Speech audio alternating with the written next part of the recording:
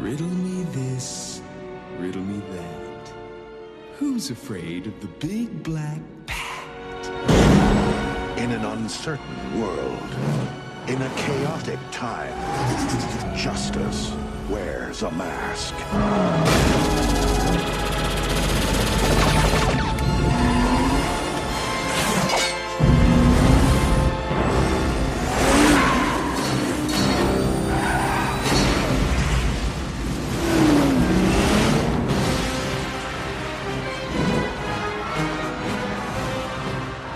Was good. His was better. Love is a game. What is it about the wrong kind of man? It's the car, right? Chicks love the car. Power is a machine. Now you've devised a way to read men's minds. By the way, I've seen your mind free. And revenge is a trap. You're a genius. Riddler and Two-Face can make a pretty lethal combination. Train me, let me be your partner. Who's your tailor? But first, let's meet our contestants. Going down. If the bat wants to play, we'll play. Was that over the top? Don't work too late.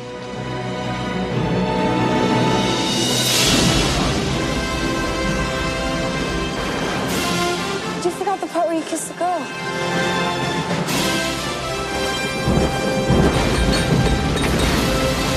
The real game begins.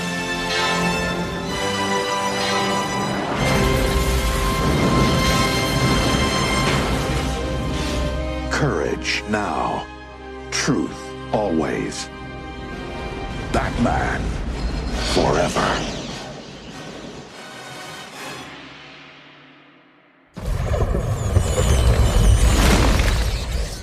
Tell us, Mr. Wayne. What do you fear?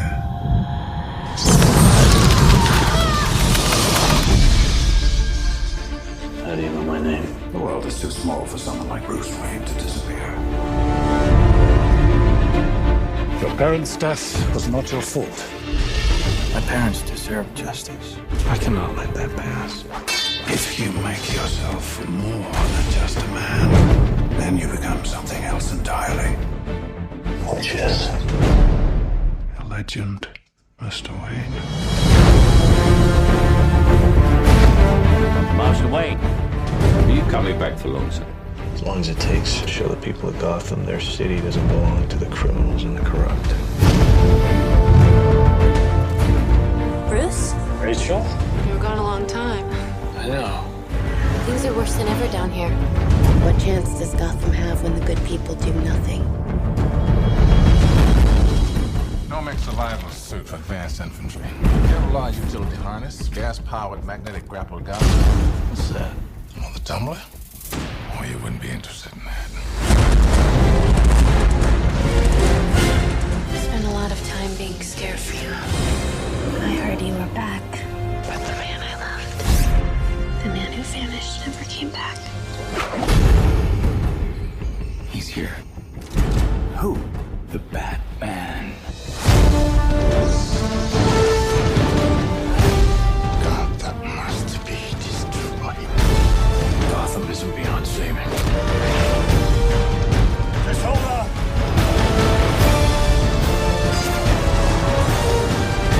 Right now!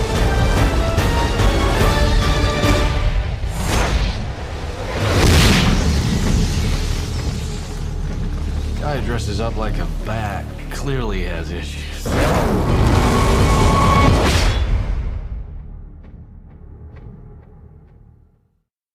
All right, hello everyone, and welcome to another episode of Back to Blockbuster with your host Gaius and Jackson, delivering you June anniversary episodes in July because or so we can do what we want. Late July. late July. But this one we decided to do as a twofer. Not the first time we've done this. I mean, we did it with I think we did it with like Texas Chainsaw original and Texas Chainsaw remake, and then we did it with Evil Dead remake and then the Evil Dead original. But it made sense for these particular anniversaries because they both were kind of new beginnings, so to speak, for the franchise itself, and they're both Batman films. One is Batman Forever, which celebrated its 30th anniversary on June 16th. Came out June 16th, 1995, and then Batman Begins, which celebrated its 20th anniversary, releasing in the United States on June 15th, 2005. We decided to do them together because they were both kind of, I guess, new starts for the franchise at the time. Like Batman Forever was coming off of 2 Tim Burton movies and 1 very successful Tim Burton movie. And then Batman Returns came out, successful, not as successful. It also scared children, and Warner Brothers was very concerned by how dark it got and wanted to kind of go a different route with Batman Forever. Oddly enough, Joel Schumacher directs Batman Forever, and that does well, and people kind of accept it. And then Warner Brothers is like, yo, let's go full kid-friendly with Batman and Robin, which came out 2 years later. That completely killed the franchise. So by the time Christopher Nolan gets involved with Batman Begins, Hollywood doesn't even know if it wants another Batman movie because of the stench that was still attached due to Batman and Robin. So Batman Begins had to fight an uphill battle to even be accepted by the audience, and it ultimately was. And it's interesting because worldwide grosses, I know there's issues of inflation here because one came out in 95 and one came out in 2005. Their worldwide grosses are not too far from each other. Batman Begins grossed $375.4 million worldwide on a $150 million budget, which isn't huge, but I think Batman Begins served the purpose of like, okay, this is a good film, and there can be future good films. And of course, he lived up to that promise with The Dark Knight, and then finished it up with The Dark Knight Rises. Batman Forever grossed $336.6 million worldwide on a $100 million budget. Was more successful than Batman Returns. Was definitely a pop culture moment in the year. It came out in 1995. It's certainly a product of its time. I think you can agree with that after probably watching certainly, yeah. It definitely has 90s all over it. They both ushered in new actors behind the cape and cowl. Like Val Kilmer played him in Batman Forever, replacing Michael Keaton, and then the last person to play him in the Warner Brothers Joel Schumacher movies was George Clooney in 97, and then Christian Bale stepped in Christopher Nolan's movies. So both signify new starts for the franchise, which is why we're kind of gonna lump them together.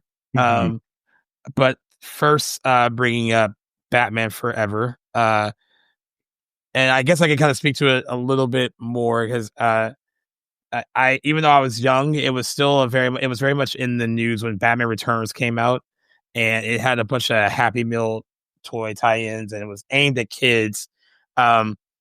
I don't know if you ever seen Batman Returns, but Batman Returns is a Tim Burton movie first and a Batman movie second. It is pretty dark. It's darker than Batman, and not just dark in the sense of like moody dark. The Penguin character itself is pretty grotesque and would terrify children. Yeah, I bet he did.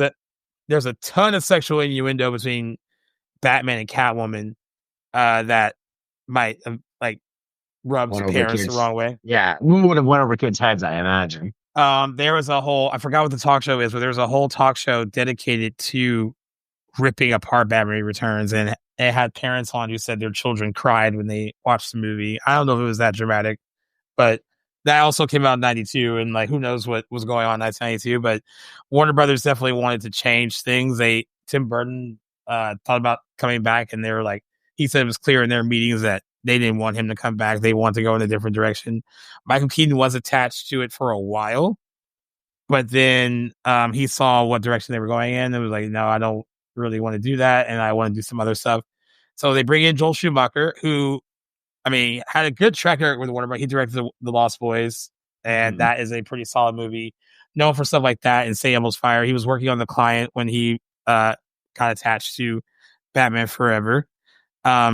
He knew exactly what they wanted. They wanted a flashier, more fun, less adult Batman, and that's what we got. It's interesting because the movie did not get great reviews when it came out, but it is a fan favorite now, to the point that there is a Schumacher cut that people have seen that is a darker version of this movie. And I think you notice that there's certain scenes in Batman Forever that, especially the Bruce Wayne stuff with him kind of gripping with like his childhood and like his memories and all that stuff. It goes into that a bit more, and is a less kind of like cartoony, zany kind of film than this one is. In addition to this being a Batman movie, I feel like this is also a Jim Carrey movie because this came out at the height of Jim Carrey's powers, I guess. Like he had a great 1994. He had Ace Ventura, The Mask, and Dumb and Dumber all come out in that same year, and they all did well. He became a $20 million man shortly after that per movie. So to snatch him up for Batman Forever was a big deal. And then Tommy Lee Jones had worked with Joel Schumacher on The Client, and he did the movie mostly because his son wanted to do the movie. I don't think he really wanted to do the movie. He also famously did not get along with Jim Carrey. And I say he did get along with Jim Carrey because Jim Carrey said he had no problems with him. I don't think Tommy Lee Jones liked Jim Carrey because Jim Carrey, improviser, silly, but when you watch the movie, I feel like they're matching pitch with each other. So I think so too. I thought they were like totally on board with each other, and I was. Yeah. I expect wacky and zany from Jim Carrey, whose performance in this movie, I gotta say, was so much more than I even imagined. But I think it was more impressive that Tommy Lee Jones matched his freak, because that is not what I expected at all. He was crazy in this movie, and I did not see that coming. And they actually have good like villain chemistry. I don't know, sidekick chemistry. I don't know. They look like they would have got along while making it. Like I would have guessed like whatsoever that Tommy Lee Jones was just like, I can't stand you. But I'll try to find the quote from the Howard Stern interview that Jim Carrey did where he details like what Tommy Lee Jones said to him while they were filming, which kind of was like, oh, okay, like this guy doesn't like me. And then you throw in Nicole Kidman as a love interest, and then Chris O'Donnell being thrown in as Robin, and you get Batman Forever.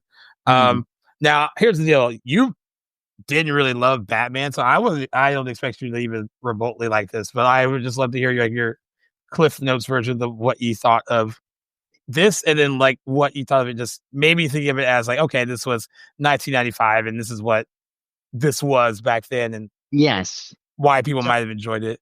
So I went in knowing that, and just a preface, I know we've chatted on the show before about like which Batman movies I've seen and stuff. So I very much grew up on the Nolan series. That's my flavor of Batman: gritty, grounded, serious. Like Batman Begins, which I know we'll chat about too. That's what made Batman cool again for my generation. I was 7 when that movie came out. Couldn't get enough of it. And The Dark Knight really like launched that character into the stratosphere for myself and people my age. I guess I had like little to no exposure to any of the Batman movies like prior to Nolan's trilogy growing up. So what I knew about them were like Batman was silly, and like the villains were over the top, and they felt very much marketed towards kids, and that's just kind of who Batman was as a character to me pre-Nolan. So up until we recently watched Burton's Batman, that was the first foray into non-Nolan Batman for me. I guess, not including Matt Reeves' Batman and and Ben Affleck's Batman from like the DCEU, but I don't even really count that. Right.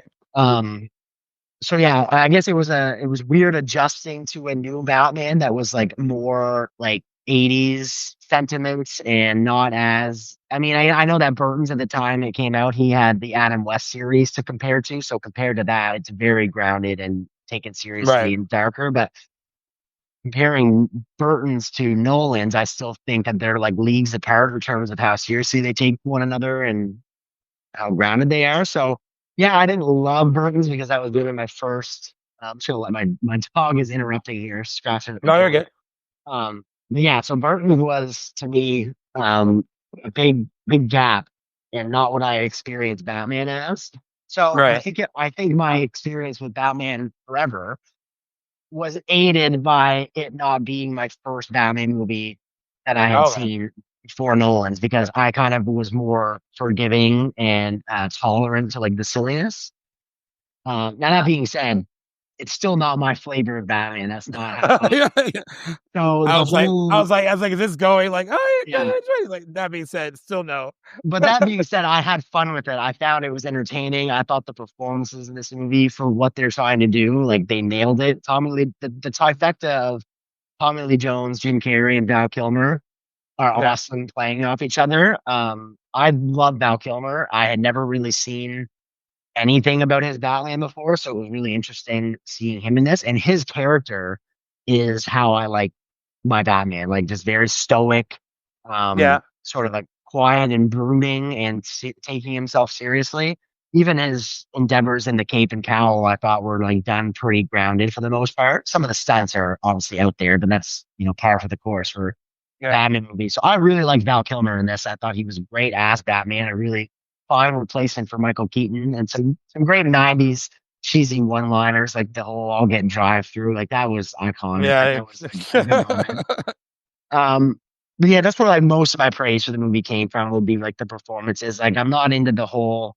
It does feel like it's ripped right off the comic book page, like how like the villain's plans and some of the stuff involving Rob. I'm not huge on Robin as a character even, and like some of the sillier moments I think like to Batman come from Chris O'Donnell's portrayal of Robin. So I'm not the highlight of the movie for me. Thought Nicole Kidman was actually really good in this movie as well. She's like the horniest psychiatrist ever.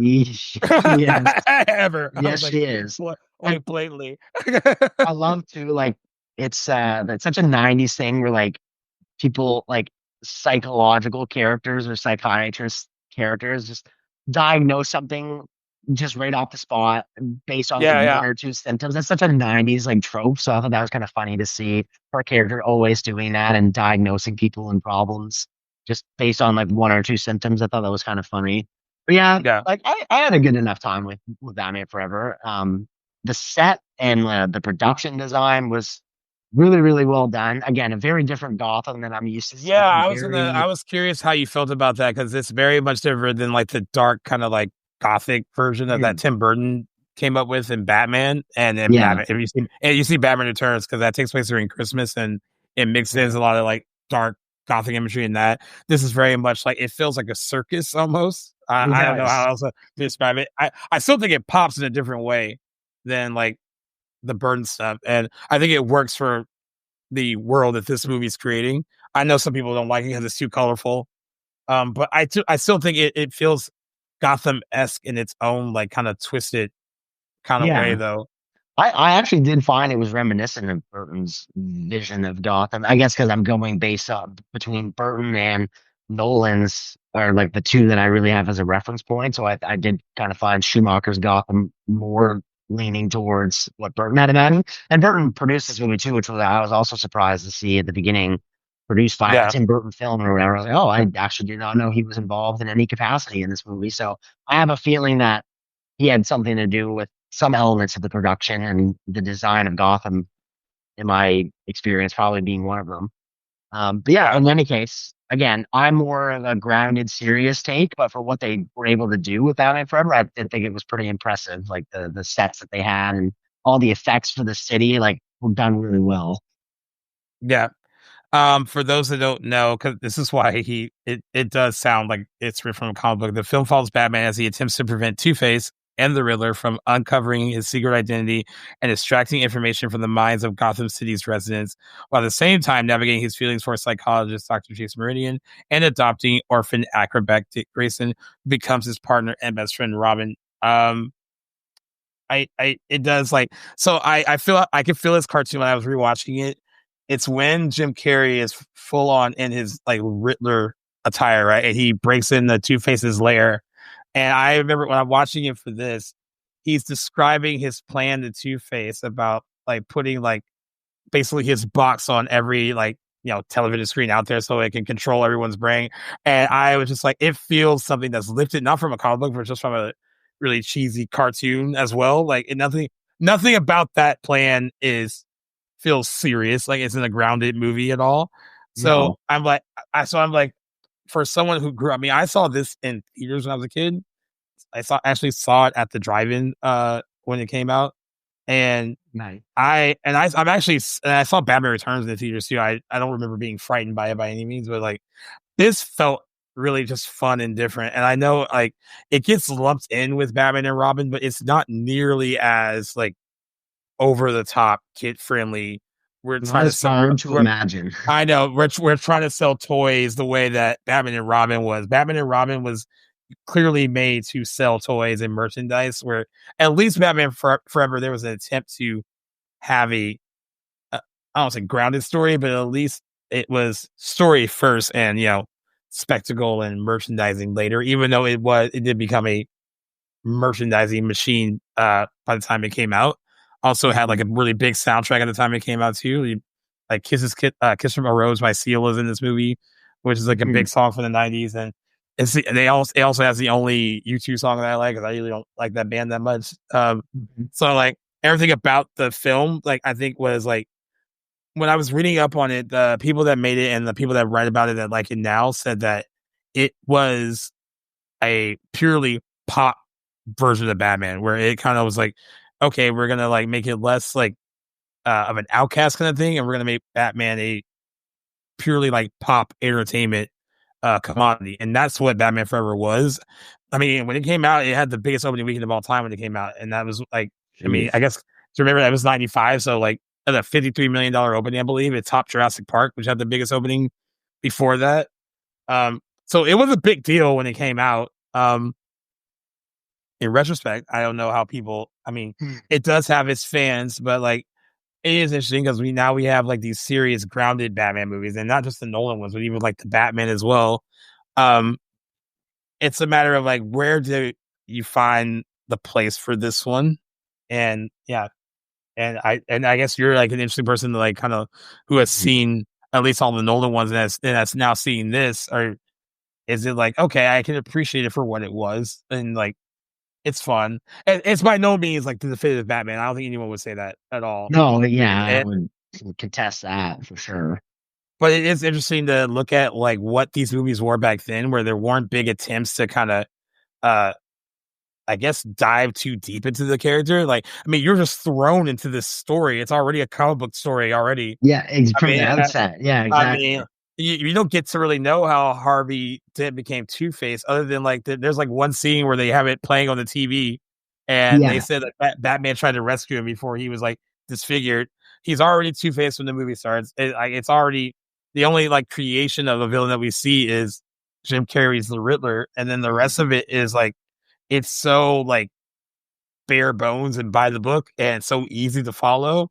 It doesn't get too deep, and then when it tries to get too deep, it's undercut by, okay, we gotta remember we're having fun, that kind of thing. So yeah, I know. I think it can be like total whiplash if it's something you're not used to, I guess. But I highly enjoy it though. Yeah, there's enjoyable parts to it for sure, and I can commend them for not retreading Batman's origin. The second movie after we had just gotten that in 89. So we got 89, the first one, and then 92 with Return. So like, so we didn't. It's not like they were like pining for a Batman origin story in 95 when this comes out. So I can appreciate that. And we've had later, like Matt Reeves found success in putting Batman like already being established with his origin story there. So I mean, there's a precedent there. It does come across very surface level Batman, but I don't think that's like necessarily a criticism. We don't go too far into his origin or what makes him Batman. Like you said, like the origin here lies in the Riddler's character, which I thought was so over the top, but wonderfully comedically hilarious performance by Jim Carrey. Like he really is this like unsung hero of this movie. But one thing that I did find surprising is how, I guess I didn't really have the context before watching this, as to how drastically different in approach Nolan's Batman Begin was from this movie. From this and then Schumacher's Batman, Batman Batman Rabbit. There's a very big tonal shift between those movies, to the sense that I didn't understand that even as a teenager, having seen the Nolan movies a few times and only really reading about how revolutionary his trilogy was for comic book movies and for Batman as a character, to see what came like before it. It really adds the context to how drastically different his Batman Begins is in tone and really in every facet of the character. And I mean, cool and you have to, and I think you have to do that too. I mean, what I appreciate, and Batman Begins is another movie I saw it 2 times in one day when it came out. That's how stoked I was with it when it came out. I had friends at the time when Batman Begins came out that even though the trailers looked great, it looked like a good dark Batman movie. They were reluctant to go see it because they were like, it's the Batman and Robin thing that was still attached to the franchise and IP at that point, so they didn't want to see it. It wasn't until everyone else was like, this is a really good movie, you have to go see it, that they ended up checking it out and they ended up loving it. But yeah, I think people don't realize how it was a big deal for them to course correct completely from Batman and Robin. Now, unfortunately, Batman Forever gets lumped in. I don't think that should be it. Like, if you ever were to watch Batman and Robin, and I don't think I would even subject you to that. I think you already have heard how silly it is and how I've seen. If you thought this was over the top, like this goes that it's times 100 with Batman and Robin. That's so hard to believe. I guess I have seen footage that I kind of know a little bit, but hard to imagine going more over the top than Jim Carrey does as Edward Nygma in this movie when he's dancing around in his skin tight leotard and destroying the Batcave. Holy smokes, man! So what's cool, that scene is probably my favorite scene in the movie, though, where they actually attack Wayne Manor on Halloween because they found out that Bruce Wayne is Batman, and he is like full on. I mean, it's just Jim Carrey having the time of his life, just like destroying the Batcave and just dancing around and like twirling his like little Riddler cane around. And I also love that. Even though it's not taken as seriously as what they did in The Dark Knight, the fact that Harvey Dent Two-Face is so addicted to like flipping his coin, and it has to land on in order to do what he needs to do, because he's sitting in the chair, and Bruce Wayne is trying to protect Nicole Kidman's character, and they're fighting on the stairs, and he's flipping his coin, determining if he can shoot him or not, and like it's just such a really funny moment that I think it's like twice that he's just like, oh damn it, and like it's not landing on like what he would land on before it finally does, and he does shoot him and like grazes him or whatever. But that scene is just fun, and I think that if anything, the movie has a sense of fun that I appreciate. Batman and Robin was made for children, and I'm not saying that Batman Forever wasn't either, but Batman Forever still had adults in mind when they were making it, and Batman and Robin did not. With Batman Begins, I think they had to be like, we can't, like, we have to go like full, and not full dark in the way that Tim Burton went dark, because that is just like, to me, that's just dark imagery. I think that they had to make what Christopher Nolan did that I know some comic book fans don't love, which is why his trilogy, which still boggles my mind, there are people in the world that think it's just okay. It's because it doesn't follow like a lot of comic book rules either. Like, he made a comic book movie way second and just made like a crime thriller that happens to have a superhero in it first. And I think that is the criticism of comic book fans, and you get that a lot in Batman Begins. I know one of the main complaints of that movie, we talked about in Batman Forever, you get your Batman pretty quick. Like, I mean, from the opening frame, like he's going out to fight crime. We don't get a glimpse of him as Batman until a little over an hour into the movie. I know that was a big complaint from my buddy Austin at the time. In Batman Begins? In Batman Begins, he hated that it takes a while for him to be in the actual suit. But I was like, yo, it's called Batman Begins, so we're supposed to see how he becomes him. I could understand that criticism, like at the time Batman Begins releases, but in the whole context of that trilogy and all the, like, let's call it 8 or 9 hours of Batman movies in Nolan's trilogy, that's a pretty worthy amount of time dedicated to setting up his character, like in the grand scheme of that trilogy. I don't get that as a criticism in the context of all three, but I do get it when in 2005 when Batman Begins comes out and you don't get Batman until an hour in the movie. Like, sure, that makes sense then, but I do think like Nolan juggles and sets up Batman's origins in that movie like brilliantly. Like you really get, even then, I do think it's a little bit fast. I do think we could get a little bit more of a training montage like with his time with Ra's al Ghul in the beginning. Like I do think it goes by a little quick, but you get a sense of where he stands as a character and what values he takes seriously and his nature as a person. But even that, I was going to ask you when you watched it for this, did it feel like it took too long for him to become Batman for you, or did it? Because when I watched it for this, it surprisingly went by fast. That first hour where you're just watching him train and like you're just watching him as Bruce Wayne become Batman. Like I remember, I appreciate it back then in theaters, but I think anyone even me was like when's he going to be Batman? But like when I watched it for this, it didn't feel that long. Like getting to that point, and then you earn it. You also earn it. You earn it. That first scene of him kind of like almost like I don't even know how to describe it. It almost feels like a horror movie the way he's like sweeping in and like kind of grabbing people in that first. Yeah. Like that whole is so good. That whole scene is ridiculous, and like so like at least you earn the first appearance, and it's really cool and it's really fun to look at. I mean, that's how you should reintroduce that character. And I will say, when we saw it in theaters, like everyone was cheering during that scene because it was just so well done. Like you're like, we feel like he finally like got it, and I thought it was like just really cool. Like that whole like when a guy's just yelling like, "Where are you?" and he just whispers like, "Here," like right behind him. It's like so good. That alone is Batman Nolan, I think. Yeah, I think so. I mean, some people might say the Michael Keaton like, "Who are you?" like, "I'm Batman" is like, yeah, that's a good one. Iconic for a sign, but yeah, it really is like a really cool, just a cool reintroduction to him, like in full costume and like, but also like almost like you're hiding the creature, like almost like Jaws, like you're really fully showing it yet until you need to. So I thought that was really cool. That scene still stood out to me. Like also on surround sound, it sounds amazing because it's like he's like whipping around you like through all of your speakers. So it's like really a fun scene. Yeah, and that moment where he strings out Falcone on the light and kind of makes an artificial bat signal out of his like torso suit. I'm like, that is such an awesome like introductory moment for like what that symbol goes on to represent after. Like there's just so many great firsts in that movie.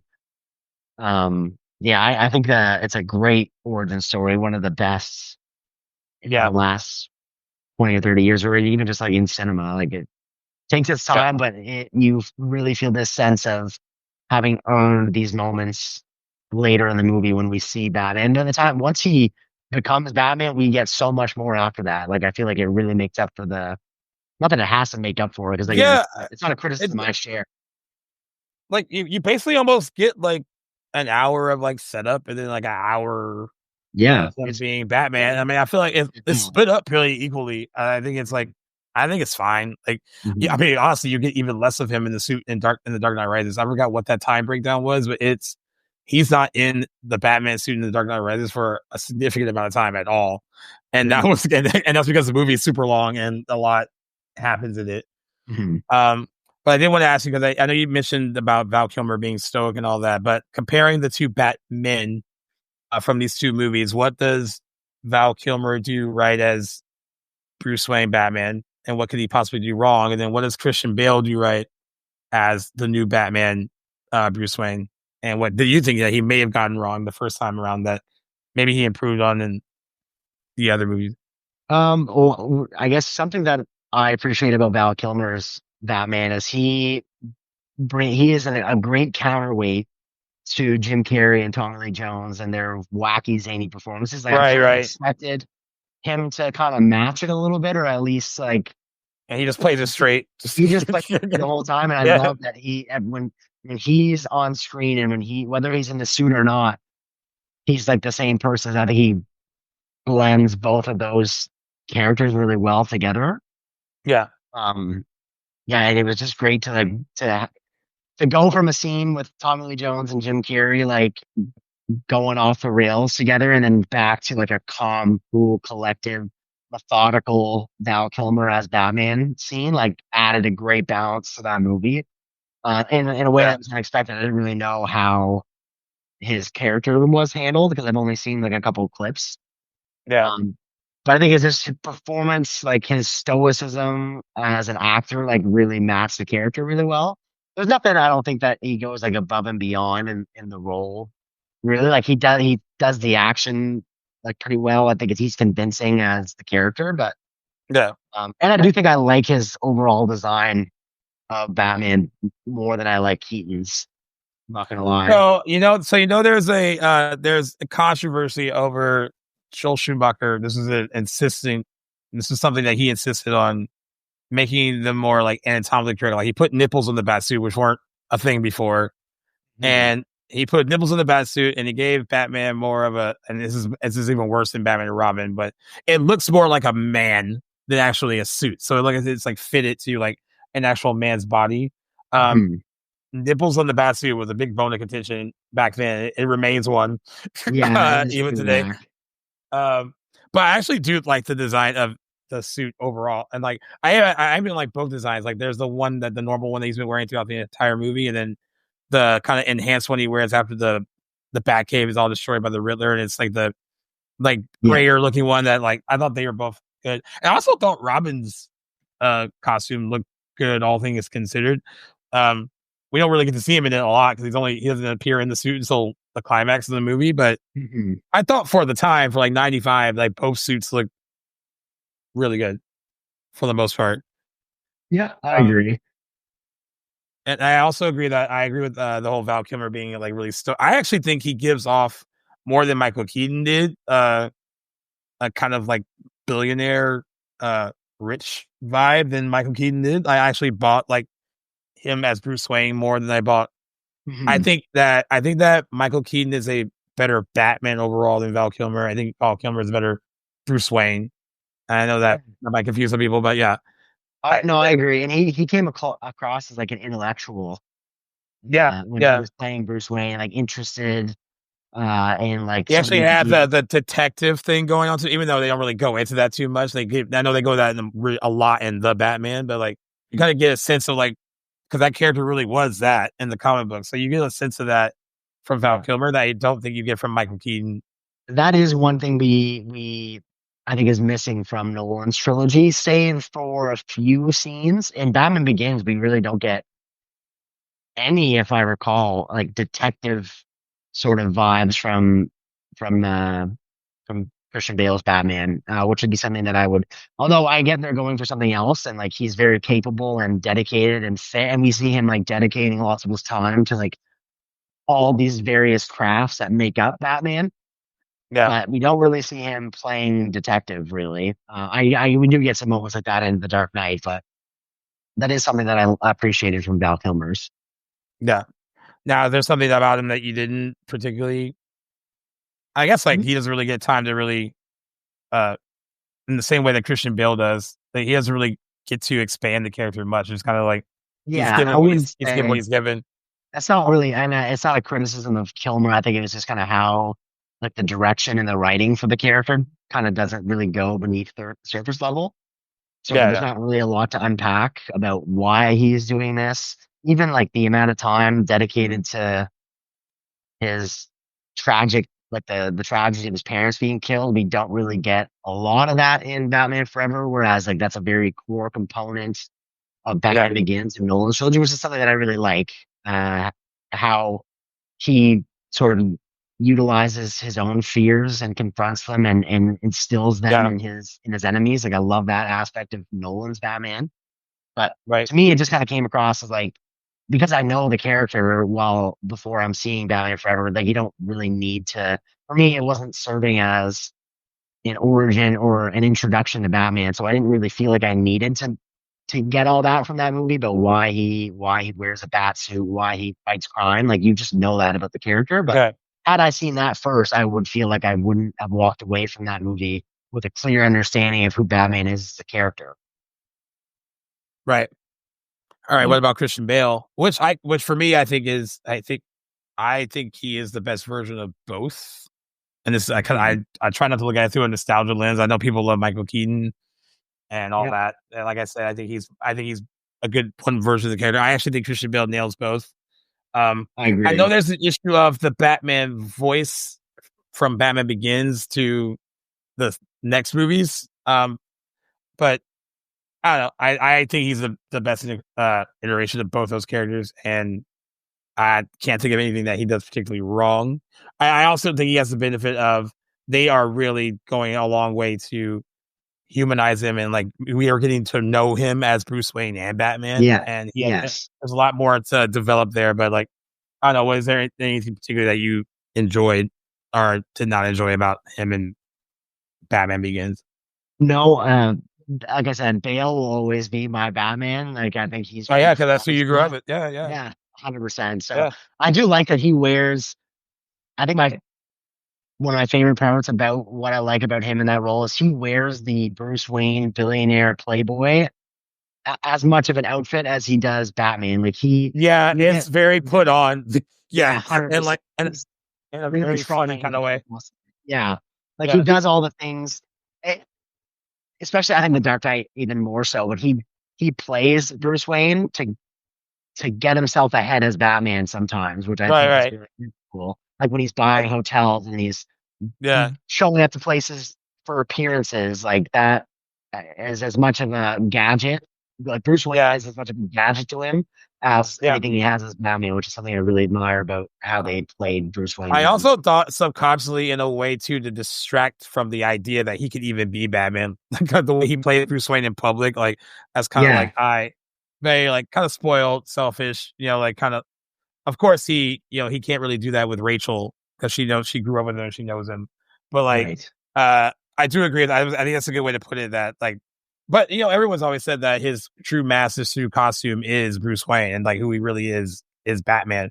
And like, that Bruce Wayne's more of a disguise. But I do love the way Christian Bale plays it because it's really put on and over the top to the point where like, okay, I have to do the whole spoiled billionaire playboy thing to distract from the fact that this is what I'm really doing.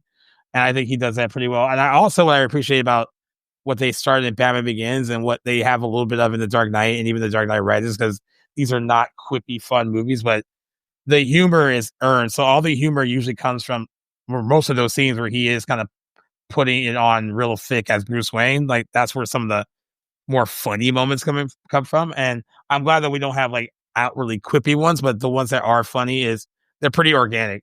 And Batman Begins and in those future movies. Mm-hmm. Like we didn't need him to.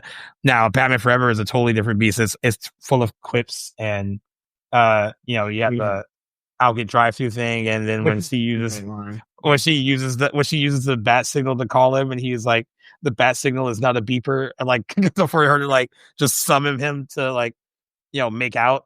I mean, it's funny. Definitely not what Bob Kane probably wanted for the character. Even though I watched the behind the scenes thing about Batman Forever, and they said that Bob Kane was really happy at the time with the direction of Batman Forever because he thought that Batman Returns did go too dark and he wanted to kind of bring it down a bit. So he appreciated what Joel Schumacher was doing. And I do also love that the lady that plays like the obnoxious kind of like entertainment journalist, the older lady with the glasses. From the circus, that's actually Bob Kane's wife. So I thought that's really cool that neat. I didn't know got to do that too. And she plays it like sort of over the top, like kind of entertainment maven. But I think one version of the for the character worked in 95, and then what we got in 2005 works then. Yeah. And I respect that. How do you think, or what are your thoughts on how Batman's like love life is portrayed in Batman Forever? And how do you think it compares to Batman Begins, like with Rachel Dawes? And which one do you like better? Well, this has been an issue. These were issues like with all the original Batman movies because, like, I feel like the women were kind of just either damsels in distress or just there for like window dressing. I mean, I kind of forgot how you felt about Kim Basinger in Batman, or if you were annoyed by her because she does a lot of shrieking. That's her primary goal in that movie. She is the damsel in distress, right? They kind of don't go with that formula because in Batman Returns, it's Catwoman and Michelle Pfeiffer is kind of like his equal. So like that is different there. But then we go back to that with Dr. Shakespeare. I mean, I don't know. I don't think there's a lot of depth there, but I don't think there's not meant to be. They try to get it in the conversations that they have when he's Bruce Wayne, like about his psychology and about like the dreams he's been having, about like, seeing like the, the bat in his dreams and like recalling that journal that his dad left behind, which I guess like the Schumacher cut goes into a lot deeper. There are attempts to like make that relationship deeper, but it can't get much deeper because I don't think they use Nicole Kidman as more than a body. I mean, she's good. She first of all, she's gorgeous in it. I mean, she gives off this kind of like old Hollywood kind of look. That's a good way of putting it. Yeah, she really and does. Batman Forever, and she still talks about that movie fondly today. She loved making it, and like she really just wanted to do it because she wanted to be in the movie with Batman. She didn't really care what the movie was about, so she had a good time making it. And she said she felt completely comfortable in a movie that was a complete boys' club that didn't feel like one. Like she felt very safe making it because because it's all men in that movie. But she doesn't have the benefit of being as developed as Rachel does. And I'm gonna say this. So Katie Holmes is 46 now. So this is 20 years ago. So she was 26 when she did Batman Begins. The big complaint about her from critics, and I don't think it was fair, is that she appeared too young to be playing the role that she was playing. And that she especially appeared too young against Christian Bale, and that kind of affected their chemistry or whatnot. I didn't really see that. I never got that. And when I watched it again for this, I was kind of looking out for I wonder how she stacks up. I always liked her in the movie. She's not acting circles around anybody, but she's fine. She's fine for what she needs to do. Yeah, really great moments.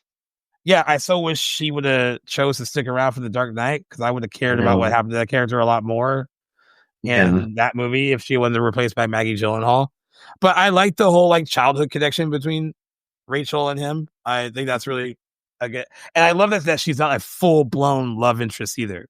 Like she's not like his girlfriend per se. Like they are they are friends first. They're like there's something there that they of course like kind of it hints at more and more as the movie goes on, but like it's not like I think that makes what makes it unique is that it's not a full blown like I'm her boyfriend, she's my girlfriend kind of thing. And I thought that was interesting. Like, and that allows her to function a bit more as her own person rather than just like the girlfriend. And then now she does have moments where she has to be the damsel in distress too. I guess like she does because Scarecrow kind of makes her one at one point and he has to rescue her.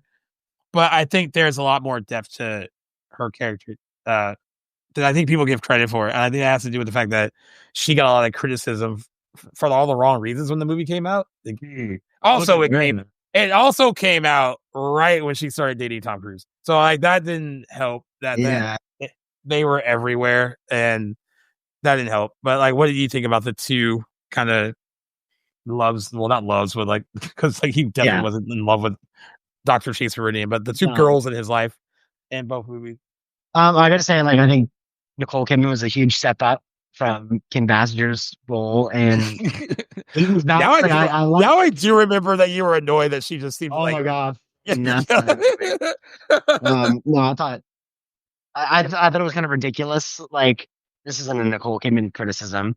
I just thought it was ridiculous. Like from the get go, like that first big sequence in the movie when Two-Face is like causing havoc and there's that big stunt, and then after like all the police go up into that like room where that vault was there with the helicopter, and like here you have a psychiatrist like that Nicole Kidman's playing that's like up on a crime scene, like first one. What are you doing here? This has nothing to do with you. Oh, that was kind of silly.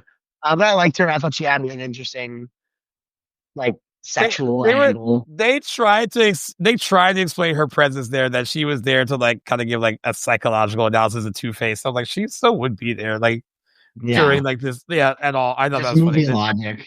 Just a reason to have her there. I liked her chemistry with Val Kilmer. I thought it was cool how she was like juggling her feelings for Batman and for Bruce Wayne, like not knowing this person as a cool angle. But I do think I'm partial to Rachel Dawes again because that's like the movies that I've seen the most, grew up with, and I also like the angle like where there's like a childhood romance and genuine like love there from Bruce, whereas like the character of Chase Meridian, it's more of a lustful romance, right? Well, there's not much substance to it, but I do think she was a step up from previous Batman. Previous, yeah. Batman Batgirls, I guess we'll call them. But, they gave her some depth. I mean, that was like, other than like, I mean, have you seen Batman Returns? Not. Okay, so I mean, there is some interesting stuff with Michelle Pfeiffer and Catwoman, but even that's not explored the way that it should be probably explored. But I think because Michelle Pfeiffer is so strong in that movie as Catwoman, she becomes like a good equal to his Batman, even without all the like necessary backstory that you would need to like make that work. But I guess like of all the girlfriends, because in Batman and Robin, it's Elle McPherson, and she doesn't really have much screen time. And she was a big model at the time, and like whatever. I guess Rachel was the first of the girlfriends actually in these movies to actually have more backstory, to have a little bit more meat to her character, that she wasn't just like the girl. She wasn't just the girl. And that I think that's important. And I agree with the whole childhood angle too. I think I'm glad that was someone that he grew up with, that he has history with. I also I can remember this, and it still gives me goosebumps. It's that line that he repeats, that says to her when he's Bruce Wayne, and then he says it to her when he's Batman, like before he leaps off the building, and that's when she realizes that he is Bruce Wayne. And I was like, it's just a good, well written moment, and such a really cool like thing that those two characters she would remember that and know that, remember all those things that like this person said to her, and like I don't know, I really thought that moment paid off because of the relationship that they do establish. And by the way, there are a lot of characters to juggle in Batman Begins, so the fact that there is time for them to even have a moment of development that's significant is, I think, pretty good for the movie, because there are a lot of things going on, and a lot of not things. I always forget how many big names are in. I mean, I guess all the Christopher Nolan Batman movies, but I mean, Batman Begins. I mean, from top to bottom, the cast is just stacked. With names. Huge names there. This is gonna be dumb. I'm just doing it for fun because we have Batman Forever's Commissioner Gordon, and then Gary Oldman's. I just to get, I guess, an excuse to get you to talk about Gary Oldman's, because we all know that the Batman Forever Commissioner Gordon is nowhere near as good as Gary Oldman. There's like no relationship there. That's one thing. Right. Why are we realizing? And he's the same one. He's the same actor from Tim Burton's. Yeah. He's in the first four. Yeah. Yeah. Which is interesting that there's some crossover with the actors amongst those different films, and all the gentleman that plays Alfred too, I think, is in the first four, or it's the first two. Yeah, he's in the first four. Yeah, he's actually the only solid thing about Batman and Robin. There's a serious angle because Alfred is dying in Batman and Robin, and it's the only like serious thing in the movie, and like it's the only thing that you can grasp onto. That was like, well, at least that means something in the middle of this like fucking like live action cartoon that I'm watching. That is exactly what it looks like. But yeah, they also make him like, I think he's in Batman and Robin, he's Batgirl's uncle. Alicia Silverstone plays Batgirl in Batman and Robin. Interesting. But yeah, he's in the first four. But yeah, you're right. There's no relationship between Commissioner Gordon and Batman Forever compared to Gary Oldman's, which I still think this is, across all three movies, is one of Gary Oldman's like best performances. So he's so good in all three Batman movies that he's in, that Christopher Nolan did. But like he gave that character like so much humanity that I even, again, because I'm watching these first few movies with this version of Commissioner Gordon that I know, and I used to watch the animated series that had like a more serious Commissioner Gordon, but this is the first time I'm watching a live action series of movies where they actually gave that character more humanity and ethics, and like he cares about like ridding crime in that city. Like that character has so much more, again, depth than like I had seen before, and like that's why I think Gary Oldman gives like a really quiet, like understated performance in that movie that I think is really great.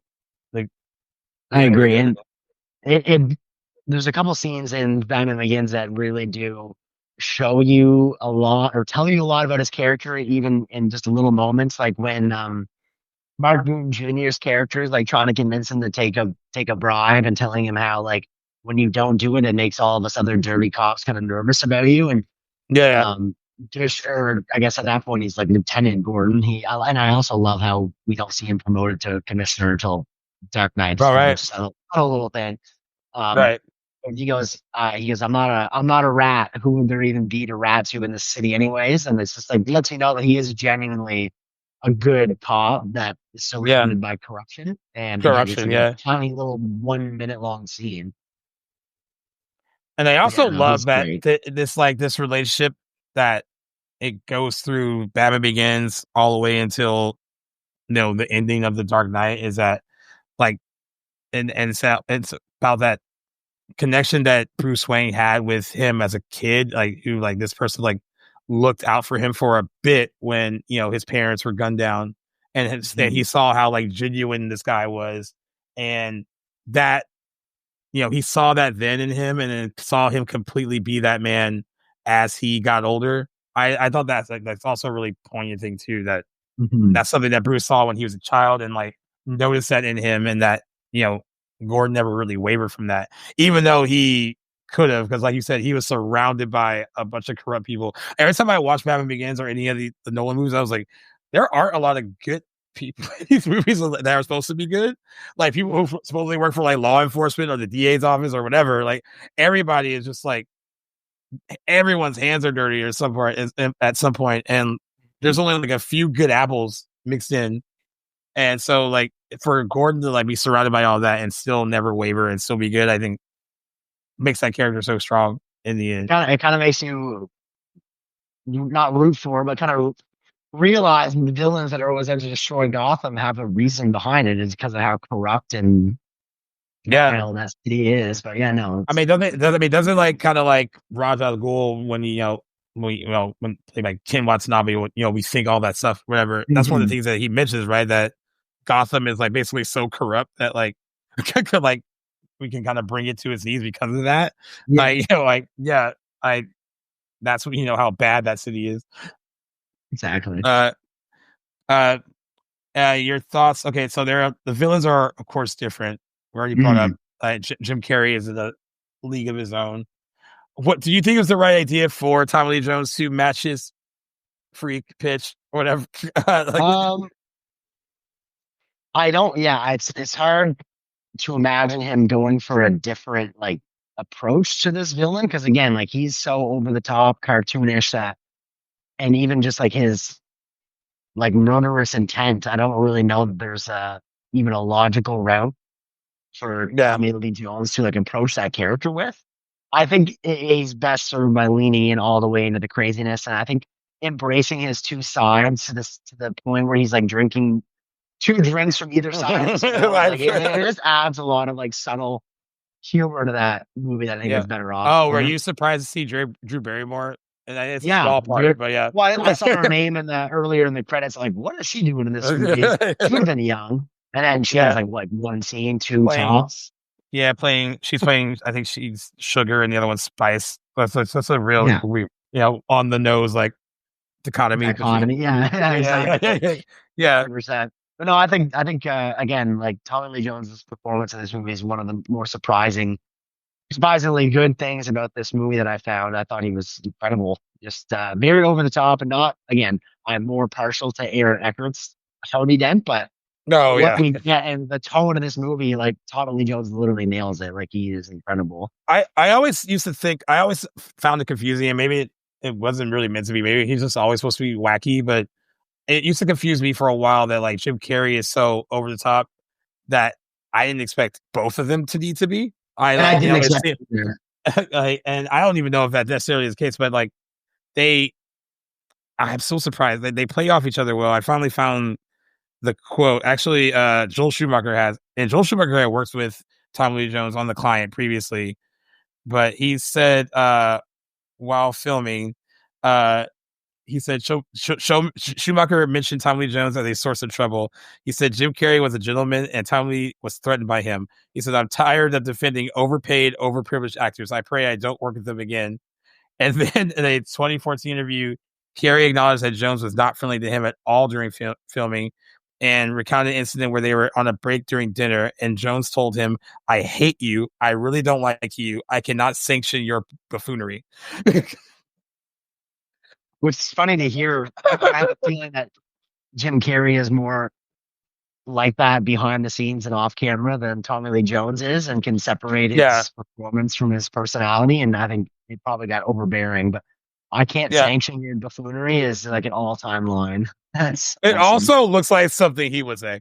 Because there's something about Tommy Lee Jones that also he looks like an old begrudging. Like he wouldn't want to have fun. Yes. Even though he's having fun here. It looks like it blows my mind that he didn't like him or there was like tension, because they have to be so close in proximity during most of their scenes, like not just like as like co-villains, but like there's scenes where they literally have to be like on top of each other, like they are like buddies. And like I can't imagine working with someone if I was like when they yell cut, it's like, oh, get off me. Like it just didn't like it. I guess that's a sign of being professional. Like he didn't show it on screen, but like it's just so weird. I can't and I can't see it. And he had mentioned like he said he had I think what happened was I was really looking forward to working with Tommy because he's a fantastic actor and still is to me. I mean, he's amazing, but he was a little crusty. He was a little crusty, said Carrey.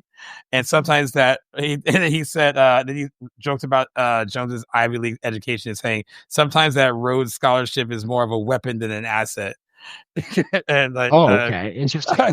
It's funny because I didn't know that about Tommy Lee Jones, but he does come across as more of a serious actor that's just trying to play a part, and he's doing so well at being crazy and looking like he's having fun because he's giving it all into this actor that has been directed to play as over the top, rather than like Jim Carrey, who this is more just kind of like what he's like in real life. Yeah, so I see why they butt heads. And honestly, I guess this happened they were about to do the big scene where he breaks into his lair, and he was really excited to it was the first real moment that he kind of had with him.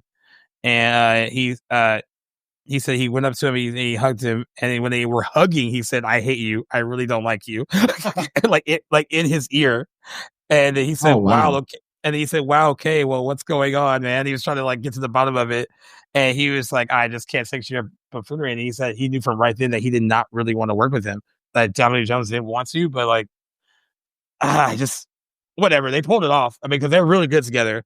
Like their scenes are like top notch together. Yes, like they really are. I wouldn't have really gotten it at all. But the villains in Batman Begins are far more serious. What I've always appreciated about that movie is that they didn't go with that first movie like, let's do the Joker, let's do Catwoman, let's do Penguin. Right. They went like lower tier. Yeah, we have Ra's al Ghul and Scarecrow. And I don't know if you've ever seen the screen test that Cillian Murphy had to be Batman, because he actually went up for that role. And then I've heard of it, but I've never seen the footage. He on top of being a good sounding Batman, it's all about the jawline too. You have to look good in the mask and the Cape and cowl. He actually looks decent in the outfit. It's just like his accent, he couldn't hide it. Okay. Like it just didn't it didn't really come off well, and he didn't sound gruff enough to play the part. But Nolan thought he was perfect for Caine, and he was. And he looks like a sniveling, like skinny, like you just don't want to be around him. Yeah, person. But yeah, I like that they went with like lower tier villains, and like it was more about the corruption in the city, and then like it wasn't like a big name villain. Like, what did you think about that choice for Batman Begins? I really like that. Well, I mean, as a kid growing up, I thought Scarecrow was like the cool one because he has a cool mask and he's scary, and like the whole fear toxin was neat. But growing up, I think Ra's al Ghul was like the more clear and present danger sort of villain, where he's actually got big time plans and is definitely more of a threat than Scarecrow, who's more of like a puppet on a string. Also, that's a version of Liam Neeson actually turning out to be Ra's al Ghul is too good. So yeah, I remember that being very surprising at the time. I don't know if I was supposed to pick up on that, or if I was like not paying attention 20 years ago, but I was like, me and my friends were like shook in the theater by like, oh well, I don't know if that was supposed to be an obvious like bait and switch, But at the time, we were like really surprised that, because we weren't really thinking like, well, Liam Neeson is a pretty decent sized name, and he left the movie pretty early. Like we weren't thinking of it like that. I mean, yeah, that's it's a challenge with casting big people, and if you have the mind to analyze that sort of thing, it can kind of get spoiled. But I had no idea at the time that I watched it. I really like that. It handled really well, but both of them work really well off each other, and I think like the elements of like fear that Scarecrow adds to that movie are always really cool. I used the scene or the couple scenes where he uses his like fear toxin on people, and we kind of see things through their eyes after. It used to scare the shit out of me as a kid. It almost there's like horror elements in that in Batman Begins. It is. It's a pretty creepy. The way he does it, pretty creepy. It's one where it's Rachel when he leads her to where all they're mixing the toxin and stuff, and then like he's basically tells her like I think he says like, why don't you take a dip and like clear your head, and then she like runs away, and he catches her up into an elevator and just like throws it in her face, and of course she like it's really well done, and actually at least that really cool like Batman scene where he rescues her. Which I was going to ask you about action scenes because like they both have them. I don't know if there's any action scene that stood out to you with Batman Forever because they're pretty on the nose. They're not like, I mean, it's a 1995 movie. I don't know if there's anything that stands out to you action wise in it. But Batman Begins certainly has the first Tumbler scene, which is amazing. I thought that is the Tumbler is like a stand-in for like a Batmobile that I really liked. And didn't think I would like when I saw the movie because I was like, I'm used to like that Batmobile design that is so like signature to the character that I know. And so when I basically just saw like a tank, I was like, that kind of suck. But like utilized well. I mean, that scene is probably and honestly, there aren't a ton of like full on action scenes in Batman Begins. I mean, there are some fight scenes, which one of the criticisms is that they're cut really fast in Batman Begins. Is that true? They and I don't know if that's because Christopher Nolan at the time didn't really know how to. Honestly, didn't know how to do those scenes, but he wasn't really known for crafting action scenes at that point. But they are quickly cut though, to where you can't really tell what's going on at times. But yeah, I guess Batman Begins doesn't really have like a ton of like huge action scene moments, but just some hand-to-hand combat and stuff, but nothing really in the way of the action scene, save for like that big Tumbler chase sequence, which is really good. I mean,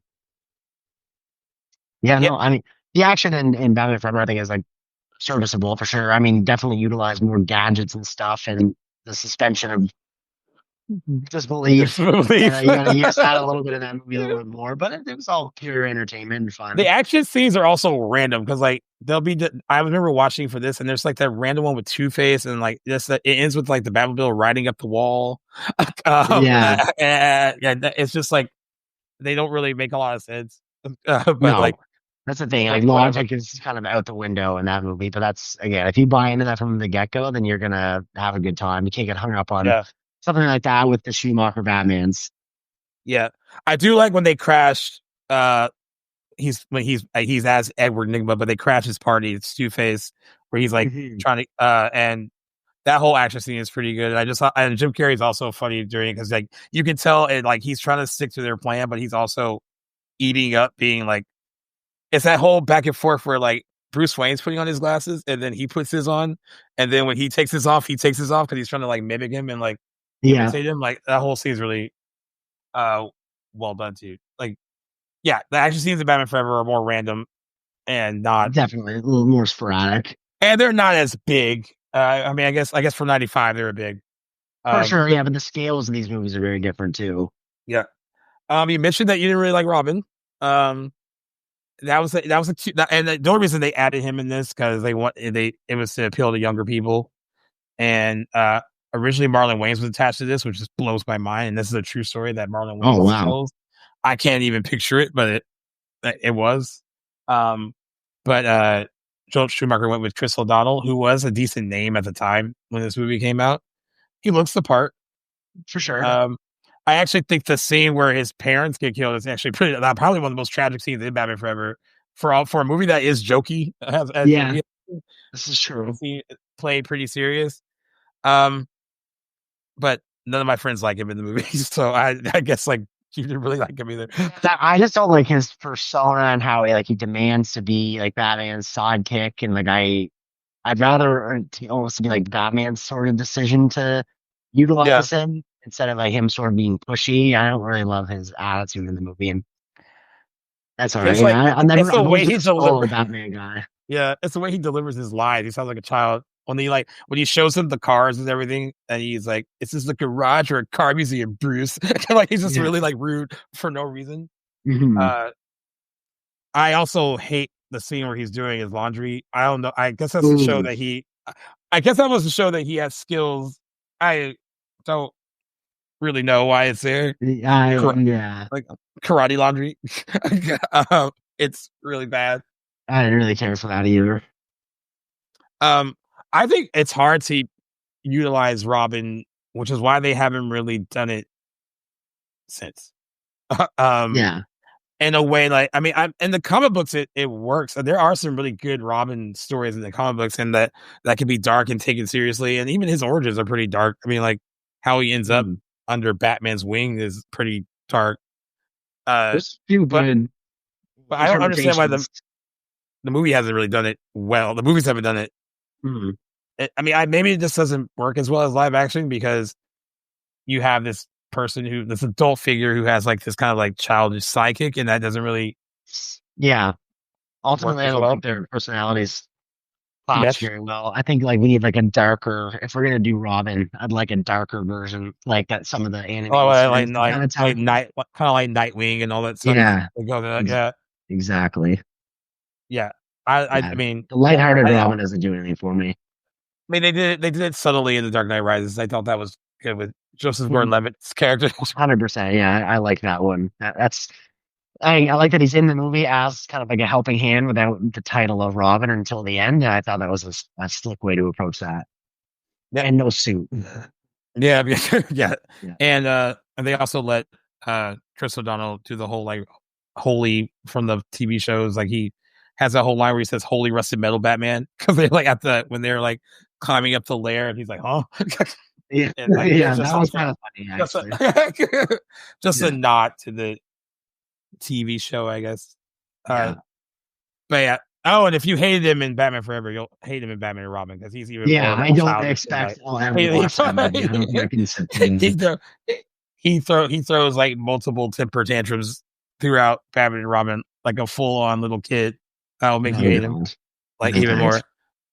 I do remember when the movie came out though, when I was a kid, that because he's not Robin long. I mean, it's just towards the end of the movie. I felt being cheated out of that, but I was also all of 10 or 11, so that's why I felt cheated out of. Yeah, no, he's really not that long. Thankfully for me, because I think this is one of the weaker parts of the movie for me, honestly. But again, if I was younger, I think I would have been more inclined to enjoy his character for sure. But no, for me, it's all about Batman. I'm not really into the sidekick thing. Now, Batman Forever has a 41% on Rotten Tomatoes. Do you think that is a deserved score? Yeah, honestly. I think it's a movie that like isn't good, but you can have fun with. But it's not. I don't know. It's not a powerful. Like I wouldn't classify it as a good movie. I would say it's entertaining. Maybe like classic. Comic Batman fans could enjoy. That'd be kind of who I recommend it to, or people that kind of grew up from that era. But yeah, I wouldn't do one. Like I'm always going to push people towards the Nolan ones for sure. Oh yeah, I would too. Yeah, I do think it's interesting that Roger Ebert gave mixed reviews to Batman and Batman Returns, but likes Batman Forever. I wish I could beat his. I wish I could beat his brain sometimes about how he like judges movies. What some people had criticism about with Batman Forever is that Schumacher, who was openly gay, added possible homoerotic innuendo in the storyline, which was regarding the costume design. He said, "I had no idea that putting nipples on the Batsuit and Robin suit were going to spark international headlines. The bodies of the suit come from the ancient Greek statues, which display perfect bodies. That's what he was going for. They are anatomically correct." And then O'Donnell said it wasn't so much the nipples that bothered me; it was the cod piece. the press obviously played it up and made it a big deal, especially with Joel directing. I didn't think twice about the costume while doing it, but looking back on it and seeing some of the pictures, it was very unusual to have those kind of outfits and be superheroes. Yeah. Interesting. Well, I actually didn't know that Schumacher was openly gay. So that, I mean, yeah, I agree that there are definitely notes of like homoeroticism in the movie, but I kind of also thought that was just sort of like a thing from the time, or because it definitely, I think there's definitely more of that even in Clooney's Batman as well. No, yeah, it's even more prevalent. Yeah. And as for Batman Begins, are you surprised that it didn't do? I mean, like it did well, but like when you heard the numbers for it, were you surprised that it didn't make more money? Like Batman Begins, like that wasn't a bigger hit. No, I think like all things considered and where Batman as a character was at the time, I think that's a pretty impressive take. Now, if you look at those other movies like The Dark Knight, The Dark Knight Rises, clearly there's a momentum that's built from Batman Begins. Yeah. That makes sense. Great. But yeah, like that obviously the character wasn't in a great place in 2005, and I think Nolan did his part in like rejuvenating it, and there were probably people that were holding out to go see it that once word of mouth came around and that movie kind of had its legs. Yeah. Those people might not be reflected in those box office numbers, but I'm sure that it was a decent haul for where the character was at the time, like in pop culture. Yeah, I think it was a good, like, kind of like, let's get this character back into where he belongs. Like let people slowly accept him again. I think it kind of did its job. And then like what came next was like an even bigger hit of $1 billion hit. Next after that, yeah. I mean, yeah.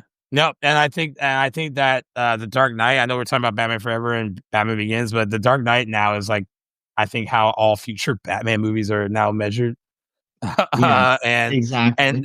And that is for better or worse. I whether that is a fair assessment or not is kind of up to, I guess, the individual. But I think what Christopher Nolan did with that trilogy as a whole kind of impacted all comic book movies and not just the Batman movies. I mean, if you look at Man of Steel feels like a dark version of Superman, and we don't really, and that's not a character that's dark or brooding, but they went that route. You know, then we got like kind of like Watchmen was another dark. That's when everyone was like, comic movies had to be dark and they had to be like serious and brooding. Like some comic movies are allowed to be comic booky. I think like that. I mean, people hear the word comic booky, they think it's like an insult, and that's not really an insult. Some movies are meant to be like comic book panels come to life, and like that. Yeah, exactly. Like everything can't be a grounded crime drama. It's disguised as a comic movie.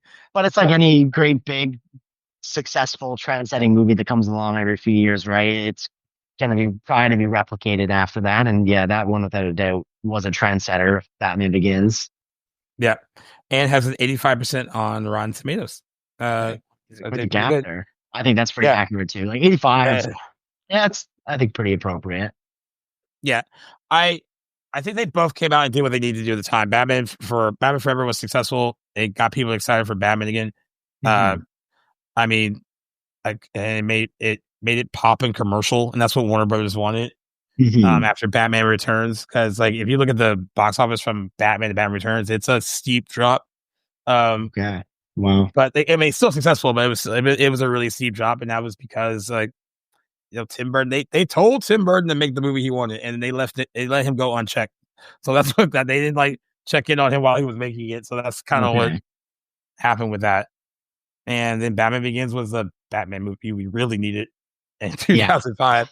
100%. Weird to think that's 20 years ago now. Yeah. Even weirder for me that Batman Forever was 30 years ago. Yeah. like disgusting. All right, now you gotta score. Yes. I was going to ask you the same thing. I guess the older anniversary should go first. I guess Batman Forever will go first. I'm really curious to see what you're going to give it. It's like a 2 out of 5 for me. It's again perfectly. What saves it from being a 1 is I think Jim Carrey and Tommy Lee Jones performances. Val Kilmer, I expected. He wasn't as surprising. More so how they handled this character was a pleasant surprise, but I knew I'd like what he had to give for that role. But yeah, Jim Carrey, Tommy Lee Jones, take that movie away. and they add some entertainment value.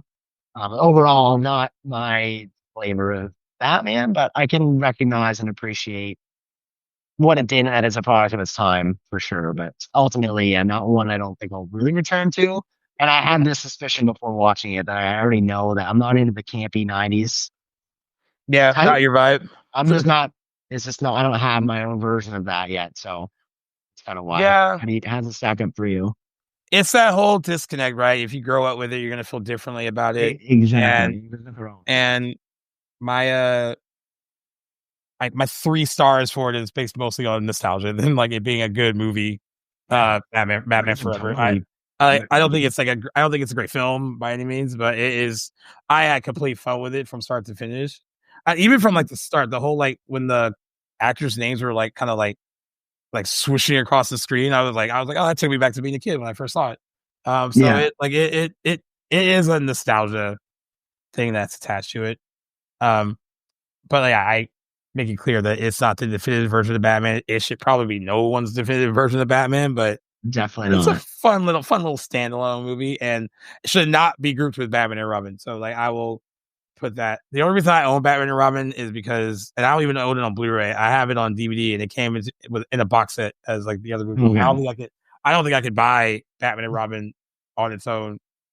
And no, but you know what? There are people out there that love that movie now. Yeah, there's an audience for it. Okay, so I gave it 3. You gave it 2. What about Batman Begins? This one was harder for me. Yeah, I like sometimes I gotta keep in mind that it proceeds to like amazing Batman movies. I think it's a really good setup, but to me, it's more of a 4 out of 5.